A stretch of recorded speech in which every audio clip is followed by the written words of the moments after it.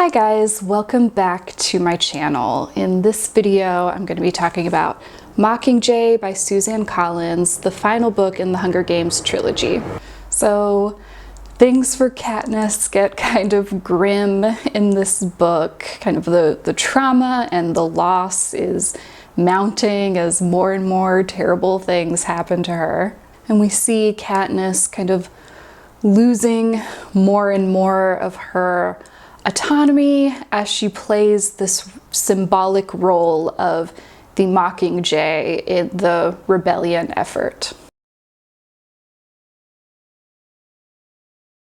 So the thing about Katniss in this book is that she is good at being the Mockingjay, not really trying to be it, but she is effective. We see time and time again her appearances in the propaganda material that's being distributed throughout Panem, that it's basically always followed by concrete advancement of the rebels' military efforts. And while there were some rumblings of her influence before this, she never expected that this was a role they would want her to play. Like we learned in the last book, she always kind of thought Peeta would be a leader, and there are some people in this book who would have rather had Peeta. But she really discovers for the first time that she is powerful, that she has influence here. And one of her first Mockingjay things that she does is to go to District 8, and she's among the people, they're wounded, and she finds that all of these people are really invested in her and have been following her journey up to this point. And she thinks, "My ongoing struggle against the Capitol, which has so often felt like a solitary journey, has not been undertaken alone. I have had thousands upon thousands of people from the districts at my side. I was their Mockingjay long before I accepted the role." So these people who pulled Katniss from the arena, who devised this whole elaborate plan, they could see this power and potential in her, and now she's seeing it in herself. And she's also finding that there's a lot of danger in that. Obviously, she's public enemy number one for President Snow and the Capitol, but she's also a threat to Coin, who's hoping to ascend to power from her place in 13 after the war. Because while Katniss has no intention of being a leader herself, whoever she voices support for, that's a big deal. And certainly a threat for Coin, because her and Katniss do not vibe together from the beginning. And really that boils down to Katniss being this powerful person with her own motivations who can't be predicted or controlled. So she kind of has this target on her back. And as far as her personal struggle in Mockingjay, she's giving hope to others and contributing to the war effort in this way. And people really believe in her, but she is internally kind of hopeless about her own future. You know, she's been left kind of devastated and broken by the loss of her home in 12, by the absence of Peeta, and then even more broken by the change in Peeta after he's been hijacked and the kind of loss of love. She's deeply, deeply broken with only flashes of anything else. She spends most of the book being at least passively suicidal, and her main driving force becomes killing President Snow. That's what she's working towards. And what happens after she accomplishes that is nothing. There's kind of a void of her future after that point. You know, she's doing the Mockingjay role, but her heart's rarely in it. She's always kind of questioning her position and what she's accomplishing. Killing President Snow is kind of her only point of focus and clarity. But she kind of realizes later in the book that her focusing on that has been a coping mechanism to not deal with the more complicated issues in her life, in particular, how she can help Peeta to get better. So coming to the last book in this series, an obvious big theme across all of them is this idea of being a piece in the games that was introduced early on in a conversation with Peeta. And it just keeps coming up, not just for Katniss, but for Peeta and Finnick and Joanna. All these past victors, they don't feel like they've left the games. They're still playing. They're still pieces being manipulated by these larger powers. And she is kind of putting this together pretty early on in this book, that she was a piece for the game makers and creating a compelling show. And then she was manipulated by President Snow to perform her role as Peeta's one true love to try and stomp down the uprisings. And then the rebels and District 13 are giving her this Mockingjay role, and it's just another piece in the games that have kind of bubbled out into a war now. Constantly, she's been used for other people's aims. She's been a piece in the games that they're playing. She hasn't been calling her own shots. So it's no wonder that she's distrustful of District 13 and the rebel leaders, and she's kind of resentful of what she's being asked to do in 13. And it's been very personal. There is like an interesting thought in this book that Katniss has, where she says that every emotion she's had has been stolen from her and exploited by either the Capitol or the rebels. Her love for others, her protectiveness, her anger, her despair, it's all been kind of mined and repurposed and warped. Even her most personal, essential things have been used. So it's no wonder that she hardly knows herself. You know, she's still very young, she's still a teenager, and she can't figure out what her own emotions mean. And then the most kind of sacred things of her life are starting to get picked apart. There was a part where with her Propos team, they're going out to the lake in the woods, which is a very personal place for her, connected with memories of her father. And when she's bringing this camera crew there, she's just thinking, I wish I didn't have to share this with them. Do they really have to take this from me? This is mine. So her habits in this book make a lot of sense. She spends a lot of her time looking for hiding places, just trying to not be watched and trying to feel her emotions alone. And then after the events of this book, she clearly has no interest in being a public figure any longer and living away from the public eye. It's the only way that she can reclaim her emotions and begin to understand them. So a realization that Katniss comes to that's pretty important for the decision she makes in this book is that the Capitol and the rebel leadership in 13 are kind of two heads of the same beast. And we see them echoing each other in a lot of ways. First, for Katniss, in the way that she is used as a figurehead in both. And Katniss's, distrust for Coin is certainly familiar to her distrust for President Snow.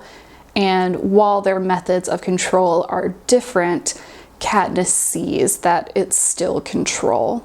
And the first glimpse of that in 13 is Coin's obvious dislike for Katniss. Both President Snow and Coin have struggled against Katniss's kind of inherently rebellious nature. Coin is one of those people who wanted to pull Peeta from the arena because she knows that Katniss can't be controlled. And control is everything.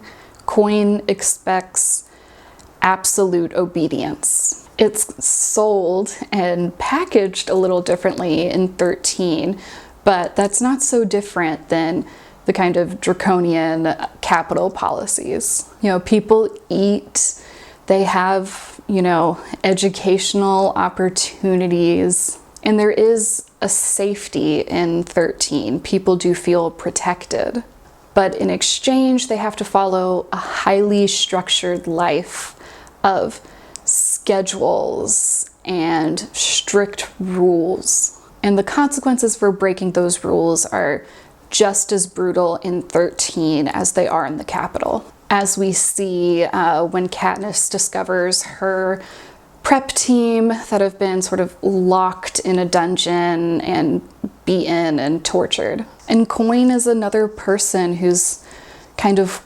cold, kind of a means justified the ends kind of person. You know, she bombs those children. She proposes this plan to have a Hunger Games with the capital children. And she doesn't really have any kind of moral qualms with this. It's just kind of part of the game that she's playing. And she has no problem, from her perspective, hurting a few to save the many, which is not Katniss at all. You know, even now that she's in this war, all Katniss can see is the humanity of it and the individual impact. She's haunted by it.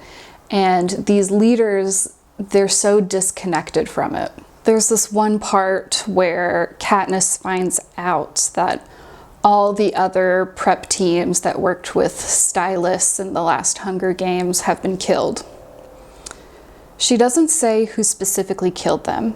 I'm beginning to wonder if it matters. So in Katniss's mind, it's kind of all becoming the same, whether it was the Capitol or the rebels. It's wasteful loss of life. And she sees that if Coin and District 13 end up being the kind of ruling class, nothing's really changed, which leads to her kind of drastic decision at the end of this book to allow the government to actually start new. Katniss has been in 2 different Hunger Games now and has wrestled with her personal guilt and culpability in those deaths. Now we're in a totally different situation of an active war, and this book asks the question a lot of what is an individual person responsible for in this situation, and how do those individuals carry guilt and responsibility? Do they carry it at all? How do they feel it and internalize it? And where are the lines of what you can do to another person, even if they're on the other side? So we see, you know, a character like Plutarch on one extreme, who seems to be totally disconnected from the human element. Obviously, as somebody who's been a game maker, he has experience disconnecting from the human element, but he's really treating this war as just another game. He's unconcerned with individual toll as long as his personal aims are met. He kind of more just wants to win. You know, if Katniss dies, if Peeta dies, it all just contributes to the show he's putting on. He doesn't really care about protecting anyone, doesn't even seem that connected to the moral aims of this revolution. Again, he just wants to win. And someone who's kind of in the middle, I think, is Beetee.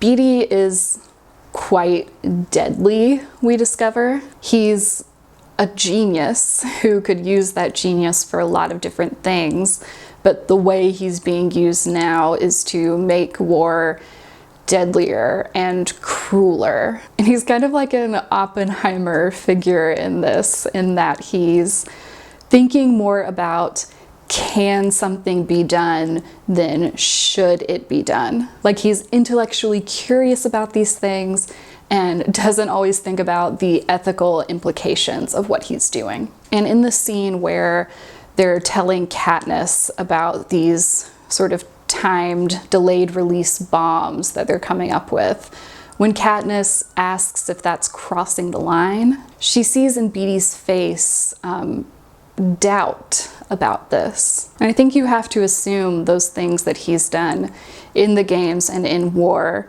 are weighing on him in a similar way as they are to Katniss. And Katniss feels her own morality to be very different from these men. They're certainly not the people whose lead she is following. So I mentioned briefly in one of my other videos that Cinna is kind of a guiding person for Katniss. He's sort of a Jiminy Cricket figure almost, in that he does the morally right thing and the brave thing, and Katniss certainly looks up to him. Even though he's gone, his influence is still in this book because he approves of Katniss doing the Mockingjay thing.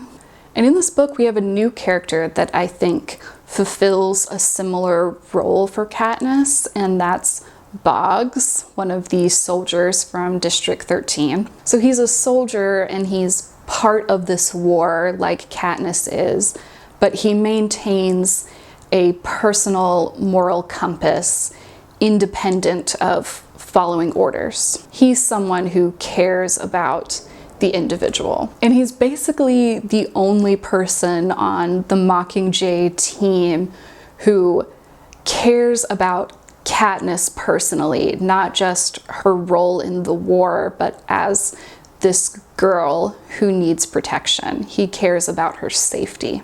And it's this care that reminds Katniss of her own father. That's kind of the dynamic between her and Boggs, and she trusts him more than a lot of these other people she's met.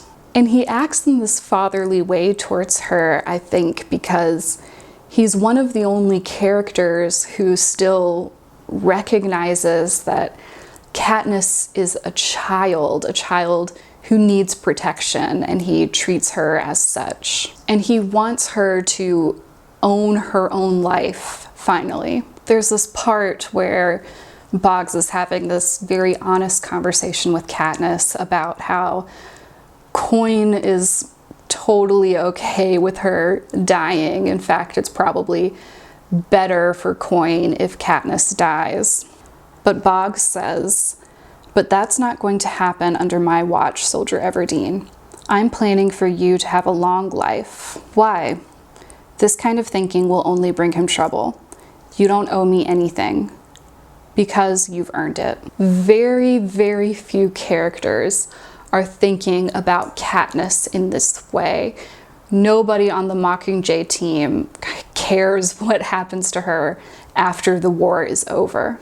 It has nothing to do with their goals. But Boggs sees this human girl who has never had control of her life, has had to go through way too much for someone her age, and he wants her to have a happy life. And Katniss thinks that way too. She understands that this war doesn't happen in a vacuum, that it's going to have effects for people after this. So that kind of brings us to a character I haven't talked about yet, Gale. And Gale and Katniss kind of have a fundamental split in this book. Katniss is so haunted by the people that she's killed, no matter what the circumstances are. She fundamentally values human life and sees tragedy in violence. And Gale is just not on that wavelength with her. He's quite vengeful and hateful towards the Capitol and its supporters. He has no issue with kind of brutally crushing his enemy. It's only what they deserve. And it seems like for Katniss, she's always seen this in him in the conversations that they've had, but it doesn't really come into focus until now because it's not just talk anymore. The things Gale says are put into action. They become part of the war strategy. And there is this rageful part of Katniss that understands where he's coming from and has had those feelings herself. But she second guesses herself in those moments and always seems to come to a more human conclusion, and she can't forget the people she's killed and these things that have happened at her hands, and she can't forget the blood that's now on Gale's hands, including possibly those bombs. And she's kind of beginning to see that there's no future with Gale. Even their friendship is really strained. And she has this moment where she's wondering if she's the one who's changed, if she had never gone in the games, if none of that had ever happened, if she hadn't played these other roles with Peeta and the Capitol and the Mockingjay, eventually would she have loved Gale the way that he wanted her to? Could that have been a version of her life had things gone differently? But ultimately, after, she finally gets away from these roles she's been playing and the demands of others and has time to sit with her emotions and unpack everything, she comes to the conclusion that there's no version of her life where Gale is the right choice for her. She realizes that her and Gale are both kind of all fire, and that doesn't help her in the long run to lead a happy life. It's the joy and hope that Peeta brings that she needs to survive all the trauma that she's still carrying with her. So let's talk about Katniss and Peeta now and the internal struggle that they're both dealing with. We see both of them throughout this book struggle to believe that they are good people still after everything that's happened. They both have these moments of believing that they're inherently bad and broken. Katniss is starting to feel like everything she does, every move she makes just leads to more people dying, and the only way she can be useful now is to kill President Snow. And then after that, she thinks she's better off dead, that she's just hurting other people. And that's a big part of why hijacked Peeta hurts her so much, because when he treats her like she is cold and manipulative and a bad person, there's a rather large part of Katniss that believes that he's just seeing her for who she truly is now, that he was deluded before when he loved her, and now he knows that she's not a good person. And kind of the irony of the whole situation is that all these characters who are trying to convince Katniss that she is good, none of that matters. The only person who could really convince her and get through to her is Peeta. And Peeta is struggling with similar things. Even before the hijacking, in his first interview with Caesar Flickerman, he says that to kill another person, to murder someone, takes everything that you are away from you. He's feeling that toll and the loss of his innocence in all of this. And then after his hijacking, where he's on the path to recovery and is aware enough to kind of see his behavior from the outside but not be able to stop it, he's absolutely tormented. When he watches himself back on the footage, He thinks that he's a monster, that they should kill him, that he's going to hurt someone, that he shouldn't be alive. So he's kind of in a similar position to Katniss, and also in the same way, Katniss is kind of the only person who can convince him otherwise and bring him back to himself. Them believing in the good parts of each other is kind of how they're healing. And there are moments when they're together in the Capitol and kind of glimpses of the old Peter coming back, and they're beginning to understand each other again. They're very beautiful moments of hope in a largely very sad portion of their lives. You know, back in 12, after everything that's happened, they find something besides destruction in each other. They build something new. They love each other. They find hope. They find a life that they can live. And it's not just them. You know, a lot of the other people who are from 12 have returned. They're rebuilding. The government, the whole country's rebuilding, and hopefully creating a world where there are better possibilities for people, where they have more options. You know, there's this part when Katniss is talking to Prim, where Prim says she's being trained to be a doctor, and Katniss has this moment of, oh, this is the future we could be making, where people have the option to do something like this, where this is a possibility. And that's certainly not lost on her for her own children. Okay, so that wraps up my rereads of this series. I am reading The Ballad of Songbirds and Snakes for the first time, and we'll be doing a video about that soon. And that is all I have for this video. Thanks for watching. Bye.